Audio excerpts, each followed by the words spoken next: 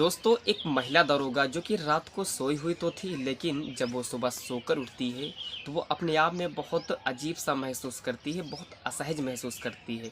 जब महिला दरोगा अपने पूरे बदन पर अपना हाथ फेरती है तो वो अपने आप को एकदम नग्न की अवस्था में पाती है। उसके शरीर पर एक भी कपड़ा नहीं होता है, एकदम निर्वस्त्र तरीके से, मानो कि उसके साथ कोई आपत्तिजनक शारीरिक संबंध बना रहा होता है। थोड़ी देर बाद महिला दरोगा होती है, वो अपने रूम से एक आदमी निकलते हुए जब देखती है तो उसकी आंखें खुली की खुली रह जाती हैं। दोस्तों, इस घटना में अंत तक आप बने रहें, क्योंकि ये जो घटना है ये आपके दिल को दहला देने वाली घटना है। तो दोस्तों, आइए इस वीडियो में जानने की कोशिश करते हैं कि आखिर वो कौन आदमी है जो उस महिला के साथ आपत्तिजनक तरीके से शारीरिक संबंध बना रहा होता है। तो आइए दोस्तों, इस वीडियो के माध्यम से हम जानने का प्रयास करते हैं कि आखिर उस रात उस महिला दरोगा के साथ क्या हुआ था। दोस्तों, आज की जो सच्ची घटना मैं आपको बताने जा रहा हूँ, ये घटना है उत्तर प्रदेश की राजधानी लखनऊ की। लखनऊ के एक पुलिस मुख्यालय में तैनात एक महिला दरोगा जिसका नाम मोहिनी पटेल होता है और जिसकी उम्र महज 24 या 25 साल होती है। वो लगभग 5 सालों से उस पुलिस मुख्यालय में कार्यरत होती है। जो महिला दरोगा होती हैं उनकी 2017 में शादी हो जाती है। उनका एक 5 साल का बेटा होता है जो कि उनके ही साथ रहा करता है। अच्छा, जो महिला के जो हस्बैंड होते हैं, जो पति होते हैं, वो एक वन विभाग में एक उच्च अधिकारी के तौर पर अपनी पत्नी से करीब करीब 30 या 35 किलोमीटर दूर कहीं दूर रहा करते हैं। इस वजह से जो महिला दरोगा होती है वो लखनऊ में ही उसका घर होता है और वो अपने घर पर वहीं पर अपने बेटे के साथ रहा करती है। एक दिन क्या होता है कि अचानक पुलिस को एक खबर मिलती है कि यहाँ पर बहुत ही बड़ा दंगा फसाद हो रहा है। तभी उस थाने में जितने भी पुलिसकर्मी तैनात होते हैं वो बिना अपने उच्च अधिकारी से परामर्श लिए बिना वो घटनास्थल पर वहाँ पर जा पहुँचते हैं और वहाँ पर बिना सोचे समझे लाठीचार्ज कर देते हैं।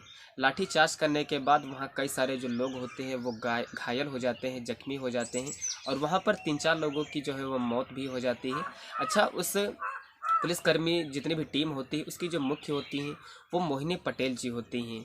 वहाँ पर जितने भी लोग जब ये मामला जो है वो जब मीडिया के हाथ में जाता है तो सब पुलिस वालों को वहाँ पर लाइन हाजिर किया जाता है। जितने पुलिस वाले जो होते हैं उस दंगा फसाद में गए थे और सब पर इंक्वायरी बैठती है, जिसमें से एक नाम होता है जो कि मोहिनी पटेल का होता है। अच्छा, जो दरोगा होती है मोहिनी पटेल, उनको सस्पेंड होने का डर लगने लगा होता है। तभी जो मोहिनी पटेल होती हैं उसी थाना के जो प्रमुख जो उच्च अधिकारी होते हैं एसएचओ के पास जाती हैं। जो वहाँ के एसएचओ होते हैं उनका नाम होता है सुनील पांडे। उनसे अपनी सारी हकीकत बताती हैं कि एक दंगा फसाद हो रहा था, वहाँ मैं अपनी पुलिस टीम को लेकर गई और वहाँ पर कुछ लोगों की जानें चली गई। ये तभी जो वहाँ के एसएचओ होते हैं उस महिला दरोगा को एक आश्वासन देते हैं और कहते हैं कि आप परेशान मत हो, आप टेंशन मत लो, मैं हूँ ना, मैं कुछ नहीं होने दूंगा, आपकी नौकरी खतरे में नहीं जाएगी। अच्छा, जो महिला दरोगा होती हैं जिनका नाम मोहिनी पटेल होता है वो देखने में काफ़ी बेहद खूबसूरत होती हैं और उनका जो शरीर होता है वो बहुत ही आकर्षक होता है। मानो कि एक मॉडल लड़की, एक कहा जाए तो एक मॉडल लड़की से कम नहीं होती है, क्योंकि ऐसे जो लड़कियां होती हैं वो तो फिल्मों में काम करने वाली होती हैं। और जो उस थाने का एसएचओ होता है वो उनको देखकर वो बहुत ही ज़्यादा अपने आप में खुश हो जाता है और उस जो एसएचओ जी होते हैं उनका भी काफ़ी ज़्यादा मन मचलने लगता है। और कुछ दिनों बाद एसएचओ जी उस महिला दरोगा को फ़ोन लगाते हैं और कहते हैं कि मुझे तुम्हारी नौकरी के बारे में मुझे तुमसे कुछ ज़रूरी बात करनी है, क्या तुम आ सकती हो? तभी जो महिला दरोगा होती है वो कहती है कि क्या सर अभी आना है इतनी रात में? तभी जो एसएचओ जी होते हैं वो कहते हैं कि हाँ अभी आना है, क्योंकि अभी मैं तुमसे कुछ ज़रूरी बात करना चाहता हूँ। तो जो महिला दरोगा होती है वो अपने बड़े ऑफिसर का जो कहना है वो मान जाती है, उनके बात को नहीं टालती है और कहती है कि ठीक है सर, मैं अभी आधे घंटे में आ रही हूँ।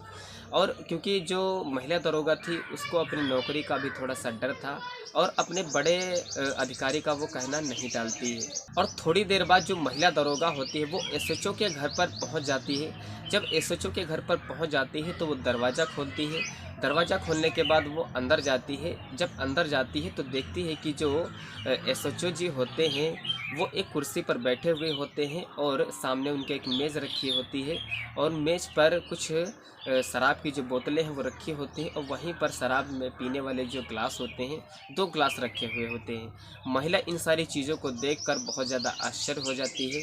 तो आखिर बात है तो क्या है, मुझे इतनी रात में मिलने कुछ ज़रूरी बात करने के लिए क्यों बुलाया है।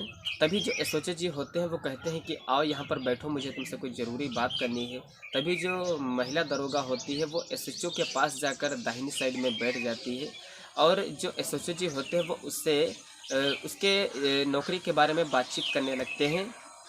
कहते हैं कि मैंने ऊपर से बात कर लिया है, तुम्हारी नौकरी पर कोई आँच नहीं आएगी। और इन सारी बातों को भूलकर जो एसएचओ जी होते हैं वो अपने उसके फैमिली के बारे में बातचीत करने लगते हैं कि तुम्हारे पति क्या है, तुम्हारे बेटे कितने हैं। ये सारी बातें फैमिली वाली जो बातें हैं वो बातें होने लगती हैं। तभी जो महिला होती है वो सब कुछ बता देती है कि मेरे पति हैं, वो इतनी दूर रहते हैं, वहाँ पर रहते हैं।